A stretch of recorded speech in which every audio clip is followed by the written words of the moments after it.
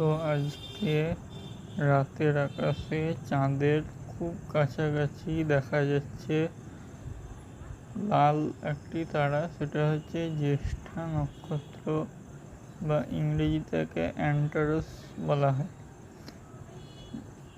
চাঁদের খুব কাছে দেখা যাচ্ছে এটি আমাদের এই ক্যামেরায় ধরা পড়েনি, তবে আমি খালি চোখেও দেখেছি যে চাঁদের তীব্র উজ্জ্বলতার কারণে হয়তো একে দেখা যাচ্ছে না।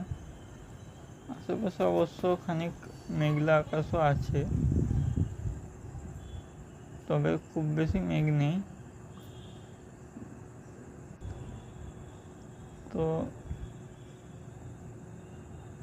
এটি কোনো বিরল ঘটনা নয়, প্রত্যেক মাসে মাসে কিন্তু এরকম একটা কনজাংশন হয়। তো আশা করি ভালো লেগেছে আপনাদের, আবার দেখা হবে।